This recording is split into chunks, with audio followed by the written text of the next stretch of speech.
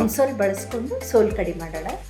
ನೆನೆಸಿಟ್ಕೊಂಡಿರುವಂಥ ನಾನು 10 ರಿಂದ 15 ಎಸಳು ಅಮ್ಸೋಲನ್ನು ಮಿಕ್ಸರಲ್ಲಿ ಹಾಕಿ ರನ್ ಮಾಡಿಬಿಡ್ತೀನಿ. ಒಂದು ಅರ್ಧ ಗಂಟೆಲಿ ಮಾಡ್ಕೊಂಡ್ಬಿಡ್ಬೋದಲ್ವ? ಮಾಡ್ಕೋಬೋದು.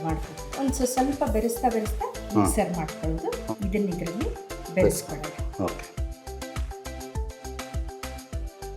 ಬ್ಲ್ಯಾಕ್ ಸಾಲ್ಟ್ ಹಾಕ್ತೀನಿ. ಬೇಸಿಗೆಯ ಝಳಕ್ಕೆ ಇದು ತುಂಬಾ ಪೂರಕವಾದಂತಹ ಒಂದು ಪೇಯ ಅಂತ ಹೇಳಬಹುದು. ನಮಸ್ಕಾರ ವೀಕ್ಷಕರೇ, ವಿಶಿಷ್ಟ ರುಚಿ ಯೂಟ್ಯೂಬ್ ವಾಹಿನಿಗೆ ತಮ್ಮೆಲ್ಲರಿಗೂ ಪ್ರೀತಿಯ ಸ್ವಾಗತ. ಇವತ್ತಿನ ಸಂಚಿಕೆಯಲ್ಲಿ ನಮ್ಮ ಅಕ್ಕ ಶ್ರೀಮತಿ ಶಾರದಾ ವಿವೇಕ್ ಭೋಜ್ ಅವರಿದ್ದಾರೆ. ಶಾರದಕ್ಕ ನಮಸ್ಕಾರ. ನಮಸ್ಕಾರ. ನಾನಿವತ್ತು ಬೆಳಗಾವಿಗೆ ಬಂದಿದ್ದೀನಿ, ಅಕ್ಕನ ಮನೆಗೆ. ನನ್ನ ಬಾಲ್ಯದಲ್ಲಿ ಪ್ರತಿ ಬೇಸಿಗೆ ರಜೆಕ್ಕೂ ನಾನು ಅಕ್ಕನ ಮನೆಗೆ ಬರ್ತಾ ಇದ್ದೆ. ಆವಾಗೆಲ್ಲ ಶಾರದಕ್ಕ ನಿಂಗೆ ನೆನಪಿದೆಯಾ, ನೀನು ನನಗೆ ಅಮ್ಸೋಲ್ ಕಡಿ ಮಾಡಿಕೊಡ್ತಾ ಇದ್ದೆ. ನಾನು ಇಲ್ಲಿಗೆ ಬಂದಿರೋದಕ್ಕೆ ಮುಖ್ಯವಾದ ಕಾರಣ ಏನಪ್ಪ ಅಂತಂದರೆ, ನಮ್ಮ ವೀಕ್ಷಕರಿಗೂ ಕೂಡ ಆ ಅಮ್ಸೋಲ್ ಕಡಿಯನ್ನು ಯಾವ ರೀತಿ ಮಾಡೋದು ಅಂತ ನಿನ್ನ ಮೂಲಕ ತೋರಿಸ್ಕೊಡೋಣ ಅಂತ. ಅಮ್ಸೋಲ್ ಏನಿದೆ ಅಲ್ಲ, ಅದನ್ನೇ ಹೆಚ್ಚು ಕರಾವಳಿ ಭಾಗದಲ್ಲಿ ಬೆಳೀತಾರೆ. ಹೌದು. ಅಂತ ಅಂದರೆ ಹೀಟ್ ಹೆಚ್ಚಿರುತ್ತದೆ. ನಾವೆಲ್ಲ ಈ ಕಡೆ ಹೆಂಗೆ ಹುಣಸೆ ಹಣ್ಣು ಬಳಸ್ತೀವಿ, ಅವರು ಅಡಿಗೆಯಲ್ಲೂ ಸಹ ಅಮ್ಸೋಲ್ ಬಳಸ್ತಾರೆ. ಅದರಿಂದ ಸೋಲ್ ಕಡಿಗೂ ಅಮ್ಸೋಲ್ ಬಳಸ್ಕೊಂಡು ಸೋಲ್ ಕಡಿ ಮಾಡೋಣ. ಮತ್ತೆ ಇನ್ನೊಂದು ಏನಂತ ಅಂದ್ರೆ, ಈಗ ಬರೀ ಕರಾವಳಿ ಪ್ರದೇಶ ಮಾತ್ರ ಅಲ್ಲ, ಆಲ್ ಓವರ್ ಇಂಡಿಯಾ ಎಲ್ಲಾ ಕಡೆನೂ ಹೀಟ್ ತುಂಬಾನೇ ಹೆಚ್ಚಾಗ್ತಾ ಇದೆ ದಿನೇ ದಿನೇ. ಹಾಗಾಗಿ ಎಲ್ರೂ ಸಹ ಇದನ್ನೇ ಉಪಯೋಗಿಸ್ತಾ ಇದ್ದಾರೆ. ಮತ್ತೆ ಈ ಬೇಸಿಗೆಯಲ್ಲೇ ಇದನ್ನ ನಿಯಮಿತವಾಗಿ ಸೇವಿಸ್ತಾ ಬರೋದ್ರಿಂದ ಆಗುವಂತಹ ಲಾಭಗಳ ಬಗ್ಗೆ ನಾವು ಗಮನಿಸಿದ್ರೆ ಅದ್ರ ಬಗ್ಗೆ ಏನು ಹೇಳ್ತೀಯಾ? ಚಿಕ್ಕ ಮಕ್ಕಳು ಬೇಸಿಗೆ ರಜದಲ್ಲಿ ತುಂಬಾ ಹೊತ್ತು ಹೊರಗಡೆ ಆಟ ಆಡ್ತಾರೆ. ನೀರು ಚೆನ್ನಾಗಿ ಕುಡಿಯೋದಿಲ್ಲ. ಅವ್ರಿಗಂತೂ ತುಂಬಾನೇ ಒಳ್ಳೇದು. ಆಮೇಲೆ ಏಜ್ ಆದವರು ಸಹ ಪ್ರತಿನಿತ್ಯ ಬೇಸಿಗೆಯಲ್ಲಿ ಸೇವಿಸಿದ್ರೆ ಅಮ್ಸೋಲಿಂದ ತುಂಬಾನೇ ಹೆಲ್ತ್ ಬೆನಿಫಿಟ್ಸ್. ಇದು ಸೂರ್ಯನ ಶಾಖವನ್ನ ತಡ್ಕೊಳ್ಳೋದು ಕೂಡ ನಮಗೆ ಸಹಾಯ ಮಾಡುತ್ತೆ. ಜೊತೆಗೆ ನಮ್ಮ ದೇಹದ ಉಷ್ಣಾಂಶವನ್ನ ಇದು ಸಮತೋಲಿತವಾಗಿ ಇಟ್ಕೊಳ್ಳೋದಕ್ಕೂ ಬಹಳ ಸಹಕಾರಿ ಅಂತ ಹೇಳ್ಬೋದು. ಬನ್ನಿ ವೀಕ್ಷಕರೇ, ಈ ಒಂದು ಸಂಚಿಕೆಯಲ್ಲಿ ಆರೋಗ್ಯಕರವಾದಂತಹ ಅಮ್ಸೋಲ್ ಕಡಿಯನ್ನು ಯಾವ ರೀತಿ ಮಾಡ್ತಾರೆ ಅಂತ ನೋಡೋಣ. ಶಾರದಕ್ಕ, ಮೊದಲಿಗೆ ಈ ಅಮ್ಸೋಲ್ ಕಡಿ ಮಾಡೋಕ್ಕೆ ಏನೇನು ಬೇಕು ಅಂತ ಹೇಳ್ತೀಯಾ? ಹಾಂ, ಈಗ ಸೋಲ್ ಕಡಿ ಮಾಡೋದಕ್ಕೆ ಮುಖ್ಯವಾಗಿ ಅಮ್ಸೋಲ್ ಬೇಕು. ಇದನ್ನೆಲ್ಲರೂ ನೋಡಿರ್ತೀರ. ಇದು ಸಿರಿಸಿ ಸ್ಟೋರ್ ಮತ್ತು ಮಂಗಳೂರು ಸ್ಟೋರ್ಗಳಲ್ಲಿ ಸಿಗುತ್ತೆ ನಿಮಗೆ. ಎಷ್ಟು ತಗೊಂಡಿದೆಯಾ ಅದನ್ನು? ಇದು ಒಂದು 10 ಎಸಳು ಸಾಕು ನನಗೆ. ಓಕೆ. ಇದಾದಮೇಲೆ ಅರ್ಧ ಬಟ್ಲು ಕಾಯಿ ತುರಿ, ಕರಿ ಉಪ್ಪು ಅಂದರೆ ಬ್ಲ್ಯಾಕ್ ಸಾಲ್ಟ್, ಪಾದರ್ ಲವಣ ಅಂತಂದು ಹೇಳ್ತೀವಿ ನಾವು. ರುಚಿಗೆ ತಕ್ಕಷ್ಟು ಕಲ್ಲುಪ್ಪು ಬಳಸ್ತಾ ಇದ್ದೀನಿ. ಸ್ವಲ್ಪ ಕೊತ್ತಂಬರಿ ಸೊಪ್ಪು, ಅರ್ಧ ಇಂಚು ಶುಂಠಿ, ಹಸಿ ಶುಂಠಿ, ಒಂದೇ ಒಂದು ಹಸಿಮೆಣಸಿನಕಾಯಿ.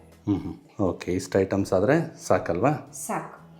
ಈಗ ಈ ಅಮ್ಸೋಲಿಂದ 10 ರಿಂದ 15 ಎಸಳುಗಳನ್ನು ನಾನು ನೆನ್ನೆ ರಾತ್ರಿನೇ ಬೌಲಲ್ಲಿ ನೆನೆಸಿಟ್ಕೊಂಡಿದ್ದೀನಿ. ಒಂದು 4 ತಾಸು ನೆಂದ್ರೂ ಸಾಕಾಗುತ್ತೆ. ಈ ಹುಣಸೆ ಹಣ್ಣು ಯಾವ ರೀತಿ ನೆನೆಸ್ತೀವಲ್ಲ, ಆ ಥರ ನೀರಲ್ಲಿ ನೆನೆಸಿಟ್ಟು ಅದರ ತಿರುಳನ್ನು ತೆಗೆದು ರಸ ಮಾತ್ರ ತಕ್ಕೋಬೇಕು. ಸ್ವಲ್ಪ ಜಾಸ್ತಿ ನೆಂದ್ರೂ ಪರವಾಗಿಲ್ಲ ಅಲ್ವಾ? ಜಾಸ್ತಿ ನೆಂದ್ರೂ ಪರವಾಗಿಲ್ಲ. 4 ರಿಂದ 8 ತಾಸು ನೆನೆಸ್ಕೋಬೇಕು. ನೆನೆಸಿಟ್ಕೊಂಡಿರುವಂಥ ನಾನು 10 ರಿಂದ 15 ಎಸಳು ಅಮ್ಸೋಲನ್ನು ಮಿಕ್ಸರಲ್ಲಿ ಹಾಕಿ ರನ್ ಮಾಡಿಬಿಡ್ತೀನಿ. ಇದನ್ನು ಹಿಂಡಿನೂ ತಿರುಳು ತಕ್ಕೋಬಹುದು. ಮಿಕ್ಸರಲ್ಲಿ ರನ್ ಮಾಡಿದರೆ ಇನ್ನೂ ಟೇಸ್ಟ್ ಚೆನ್ನಾಗಿ ಬರುತ್ತೆ. ಮಿಕ್ಸರಲ್ಲಿ ರನ್ ಮಾಡಿ ಅದನ್ನು ಶೋಧಿಸ್ಕೊಡ್ತೀನಿ. ಬಹಳಷ್ಟು ಜನರು ಬರೀ ಹುಣಸೆ ಹಣ್ಣು ರಸ ಯಾಕೆ ತಗೊಳ್ತೀವಲ್ಲ, ಹಂಗೆ ಹಿಂಗೆ ತಕ್ಕೊಳ್ತಾರೆ. ಆದರೆ ತಿರುಳು ಸಮೇತ ಹಾಕೊಳ್ಳೋದ್ರಿಂದ ಒಳ್ಳೆ ರುಚಿ ಬರುತ್ತೆ, ಬಣ್ಣನೂ ಬರುತ್ತೆ ಅಂತ ಹೇಳ್ತೀವಿ. ಬಣ್ಣನೂ ಬರುತ್ತೆ. ತಿರುಳನ್ನು ಸ್ವಲ್ಪ ನೀರು ಹಾಕಿ ಈ ಥರ ರನ್ ಮಾಡ್ಕೊಂಡಿದ್ದೀನಿ. ಈಗ ಇದನ್ನು ಶೋಧಿಸ್ಕೊಳ್ಳೋಣ.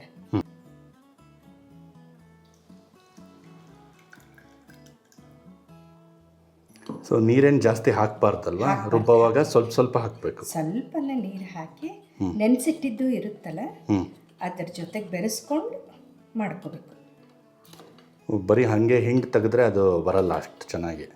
ತಿಕ್ ಬೇಕಾಗಿತ್ತು ರಸ ಅಂತ ಅಂದರೆ ಸ್ವಲ್ಪ ಈ ಥರ ಮಿಕ್ಸರಲ್ಲಿ ಲೈಟಾಗಿ ರನ್ ಮಾಡಿಕೊಂಡು, ಭಾಳ ಅಲ್ಲ, ಸ್ವಲ್ಪನೇ ಈ ಥರ ರನ್ ಮಾಡಿಕೊಂಡು ಅದನ್ನ ನಿಧಾನಕ್ಕೆ ನೆನೆಸಿಟ್ಕೊಂಡಿದ್ದು ನೀರಿತ್ತಲ್ಲ ಅದನ್ನು ಸಹ ಅದರಲ್ಲಿ ಬೆರೆಸಿ ಅದರಲ್ಲಿರೋದನ್ನೆಲ್ಲ ಶೋಧಿಸ್ಕೊಳ್ಳೋಣ.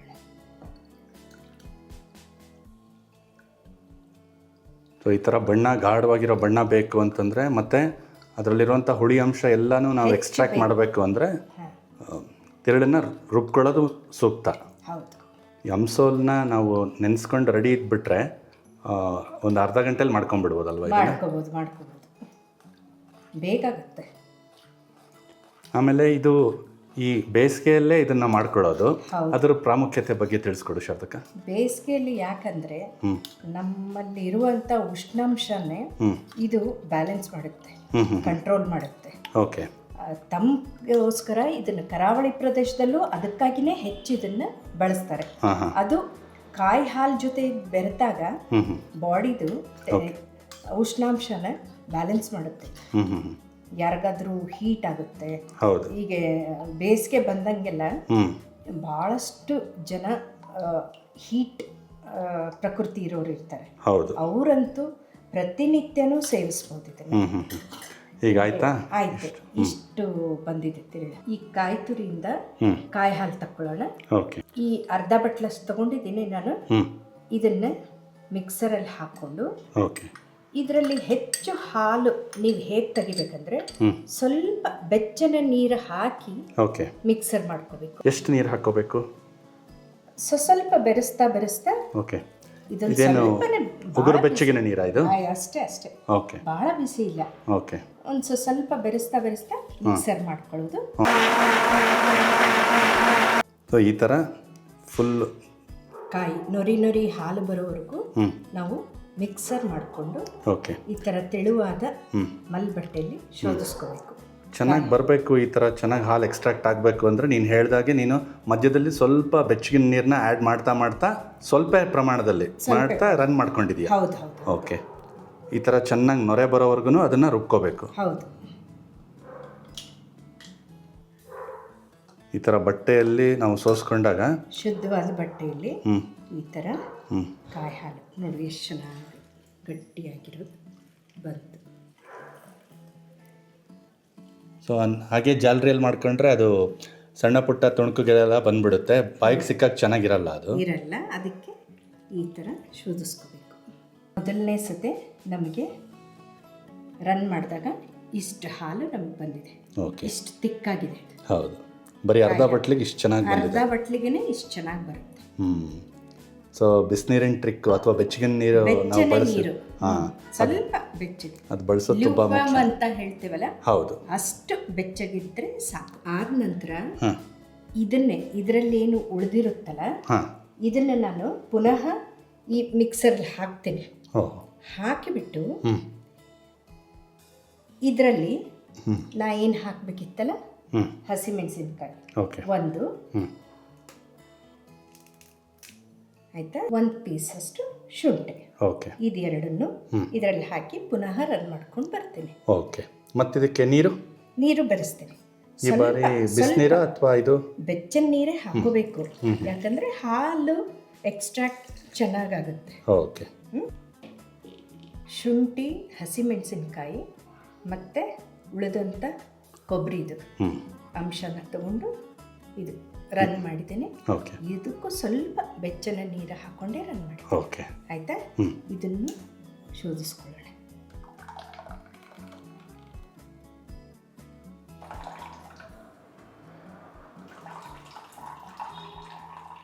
ಇವಾಗ ಮುಂದೆ ಇದೇನು ಶೋಧಿಸ್ಕೊಂಡು ಇಟ್ಕೊಂಡಿದ್ದೀವಲ್ಲ ಅಂಸೋಲ್, ಇದನ್ನ ಇದರಲ್ಲಿ ಬೆರೆಸ್ಕೊಳ್ಳೋಣ.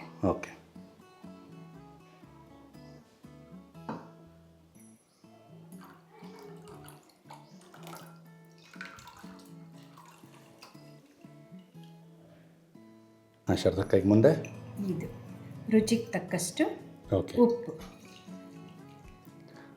ಇಲ್ಲಿ ಕಲ್ಲುಪ್ಪನ್ನು ಬಳಸ್ಕೊಳ್ಳೋದು ಒಂದು ಒಳ್ಳೆಯದು ಅಂತ ಹೇಳ್ತೀವಿ. ಹೌದು. ಇದ್ರದ್ದೊಂದು ಟೇಸ್ಟ್ ಚೆನ್ನಾಗಿರುತ್ತೆ ಕಲ್ಲುಪ್ಪಿಂದ. ಇದಕ್ಕೆ ಸ್ವಲ್ಪ ಬ್ಲ್ಯಾಕ್ ಸಾಲ್ಟ್ ಹಾಕ್ಕೊಳ್ತೀನಿ. ಸ್ವಲ್ಪ ರುಚಿಗೆ ತಕ್ಕಷ್ಟು, ಎಷ್ಟು ಬೇಕಲ್ಲ ಅಷ್ಟು ಮಾತ್ರ. ಇಷ್ಟು ಅರ್ಧ ಚಮಚ ಅಷ್ಟು ಸಾಕು. ಇದು ತುಂಬ ತಿಕ್ಕಿದೆ, ಇದನ್ನ ಇನ್ನೊಂದು ಸ್ವಲ್ಪ ಲೈಟಾಗಿ ಮಾಡ್ಕೋಬೇಕು. ಡೈಲ್ಯೂಟ್ ಮಾಡ್ಕೋಬೋದಾ? ಡೈಲ್ಯೂಟ್ ಮಾಡ್ಕೋಬೇಕು. ಇಷ್ಟು ಗಟ್ಟಿಯಾಗಿ ಕುಡಿದ್ರು ಚೆನ್ನಾಗಿರಲ್ಲ ಇದು. ಅದಕ್ಕೆ ಒಂದು ಅರ್ಧ ಗ್ಲಾಸ್ನಷ್ಟು ಓಕೆ ನೀರನ್ನೇ ಬೆರೆಸ್ಕೊಳ್ತೇನೆ. ಸಾಕಿಷ್ಟು, ಇಷ್ಟಾದರೆ ಸಾಕು. ಇವಾಗ ಇದು ಕನ್ಸಿಸ್ಟೆನ್ಸಿ ಪರ್ಫೆಕ್ಟ್ ಇದೆ. ಓಕೆ, ಈಗ ಅಮ್ಸೋಲ್ ಆಲ್ಮೋಸ್ಟ್ ರೆಡಿಯಾಗಿದೆ. ಇದಕ್ಕೆ ಸ್ವಲ್ಪನೇ ಸಣ್ಣಗೆ ಹೆಚ್ಕೊಂಡಿರುವಂಥ ಕೊತ್ತಂಬರಿ ಸೊಪ್ಪು ಇಷ್ಟಾದರೆ ನಾವು ಇಟ್ ಇಸ್ ರೆಡಿ. ಓಕೆ, ಅಮ್ಸೋಲ್ ಕಡಿ ರೆಡಿಯಾಗಿ. ಸೊ ಬೇಸಿಗೆಯ ಝಳಕ್ಕೆ ಇದು ತುಂಬಾನೇ ಪೂರಕವಾದಂತಹ ಒಂದು ಪೇಯ ಅಂತ ಹೇಳಬಹುದು. ಹೌದು ಹೌದು. ಅಂತಂದರೆ ಇದನ್ನು ನಿಯಮಿತವಾಗಿ ಈ ಬೇಸಿಗೆ ಸಮಯದಲ್ಲಿ ಸೇವಿಸ್ತಾ ಬಂದರೆ ನಮ್ಮ ದೇಹದ ಉಷ್ಣಾಂಶ ಸಮತೋಲಿತವಾಗಿರುತ್ತೆ. ಹೆಚ್ಚಿನ ಉಷ್ಣಾಂಶದಿಂದಾಗಿ ನಮಗೇನಾದರೂ ಹಾನಿ ಉಂಟಾಗೋದಿದ್ರೆ ಅದೇನು ಆಗೋದಿಲ್ಲ. ಇದನ್ನ ನೀವು ಫ್ರಿಜ್ಜಲ್ಲಿ ಇಡೋದಕ್ಕೆ ಇಷ್ಟಪಟ್ಟರು ಫ್ರಿಜ್ಜಲ್ಲಿ ಇಡ್ಬೋದು. ಅಥವಾ ನಿಮ್ಮಲ್ಲಿ ಮಣ್ಣಿನ ಗಡಿಗೆ ಇದ್ರೆ ಗಡಿಗೆಯಲ್ಲೂ ಹಾಕಿ 1-2 ತಾಸು ಇಟ್ಟು ಕುಡಿಬಹುದು. ಸ್ವಲ್ಪ ತಂಪು ಮಾಡ್ಕೊಂಡು ಕುಡಿಯೋದ್ರಿಂದ ರುಚಿ ಇನ್ನೂ ಹೆಚ್ಚಾಗುತ್ತೆ. ಸೋಲ್ ಕಡಿ ರೆಡಿಯಾಗಿದೆ. ಓಕೆ, ಕುಡಿದು ನೋಡಿ ಹೇಳಿ. ಓಕೆ, ಮುಂಚೆ ನಾ ಮಾಡ್ತಾ ಇದ್ನ ಹಾಗೆ ಇತ್ತು. ಮತ್ತೆ ನನಗೆ ಇನ್ನೊಂದು ಚಿಕ್ಕ ಡೌಟ್ ಇದೆ. ಏನಪ್ಪಾ ಅಂದ್ರೆ, ನೀನು ಮೊದಲು ಇದನ್ನ ಮಜ್ಜಿಗೆಗೆಲ್ಲ ಮಿಕ್ಸ್ ಮಾಡಿಕೊಡ್ತಿದ್ದೆ. ಹೌದು. ಇಲ್ಲಿ ಕಾಯಿ ಹಾಲಿಗೆ ಮಿಕ್ಸ್ ಮಾಡಿಕೊಟ್ಟಿದ್ಯಾ? ಏನಿದ್ರ ವಿಶೇಷತೆ? ಹೌದು. ಕಾಯಿ ಹಾಲಲ್ಲೂ ನಾವು ಮಿಕ್ಸ್ ಮಾಡ್ಬೋದು, ತಿಳುವಾದ ಮಜ್ಜಿಗೆಯಲ್ಲೂ ನಾವು ಮಿಕ್ಸ್ ಮಾಡ್ಬೋದು. ಫ್ರೆಶ್ ಮಜ್ಜಿಗೆ ಇರಬೇಕು, ಹುಳಿ ಮಜ್ಜಿಗೆ ಇರಬಾರ್ದು. ಅಂದ್ರೆ ಮೊಸರು ಮಜ್ಜಿಗೆನೂ ಈ ಬೇಸಿಗೆಗೆ ಒಳ್ಳೇದು, ಕಾಯಿ ಹಾಲು ಕೂಡ ಒಳ್ಳೇದು. ಕರಾವಳಿ ಭಾಗದಲ್ಲಿ ಹೆಚ್ಚಾಗಿ ಕಾಯಿ ಹಸಿ ಕೊಬ್ಬರಿನ ಎಲ್ಲದಕ್ಕೂ ಬಳಸ್ತಾರೆ. ಕಾಯಿ ಹಾಲನ್ನು ಕೂಡ ಎಲ್ಲ ಅಡುಗೆಗೂ ಬಳಸ್ತಾರೆ. ಸೊ ವೀಕ್ಷಕರೇ, ಬನ್ನಿ ಈಗ ತಡ ಮಾಡ್ದೇನೆ ಈ ಆಕರ್ಷಕವಾಗಿರುವಂತಹ ಈ ಅಮ್ಸೋಲ್ ಕಡಿ ಯಾವ ರೀತಿ ರುಚಿಸುತ್ತೆ ಅಂತ ನೋಡೋಣ. ಶಾರದಕ್ಕ, ನೀನು ಕೂಡ ಕುಡಿದು ಹೇಗೆ ಅನ್ನಿಸ್ತಾ ಇದೆ ಅಂತ ಹೇಳು. ಆಯ್ತು.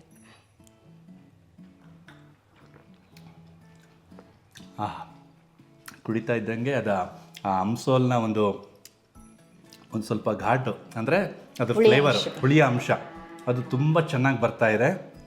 ಮತ್ತು ಈ ಮೊದಲಿಗೆ ಕೊತ್ತಂಬರಿ ಮೇಲೆ ಉದುರಿಸಿರೋದ್ರಿಂದ ಆ ಕೊತ್ತಂಬರಿಯ ಫ್ರೆಶ್ನೆಸ್, ಅದರದ್ದು ಫ್ಲೇವರು ತುಂಬ ಚೆನ್ನಾಗಿ ಸಿಗ್ತಾ ಇದೆ.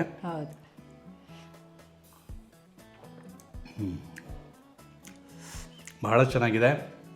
ಕಾಯಿ ಹಾಲಿನ ಜೊತೆಗೆ ಬೆರ್ತಿರೋದ್ರಿಂದ ಆ ಕಾಯಿ ಹಾಲಿನ ಫ್ಲೇವರು, ಹಾಗೆಯೇ ಶುಂಠಿ ಹಾಕಿರೋದು ಗಂಟ್ಲಿಗೆ ಹಿತ ಅಂತ ಅನ್ನಿಸ್ತಾ ಇದೆ. ಅಂತಂದರೆ ಹೆಚ್ಚಾಗಿ ಫ್ರಿಜ್ಜಲ್ಲಿ ಇಟ್ಕೊಂಡು ಇದನ್ನೆಲ್ಲ ಕುಡಿದಾಗ ಅಥವಾ ಮಡಿಕೆಯಿಂದ ಕುಡಿದಾಗ ಗಂಟ್ಲಿಗೆ ತೊಂದರೆ ಆಗದೆ ಇರಲಿ, ಶೀತ ಆಗದೆ ಇರಲಿ ಅನ್ನೋ ಕಾರಣಕ್ಕೆ ಶುಂಠಿ ಬಳಕೆ ಆಗಿದೆ ಇದರಲ್ಲಿ.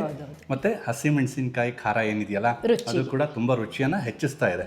ಬಹಳ ಚೆನ್ನಾಗಿದೆ. ಮತ್ತು ಇದರ ಇನ್ನೊಂದು ವಿಶೇಷತೆಯನ್ನು ನಾನು ಓದಿದ್ದೆ. ಏನಪ್ಪ ಅಂತಂದರೆ, ಇದು ಮೆಟಬಾಲಿಸಮ್ನ ಹೆಚ್ಚಿಸುತ್ತೆ, ಅಂತಂದರೆ ಜೀರ್ಣಕ್ರಿಯೆಯನ್ನು ವೃದ್ಧಿಸುತ್ತೆ ಇದು ಅಂತ. ಹೌದು, ಖಂಡಿತ.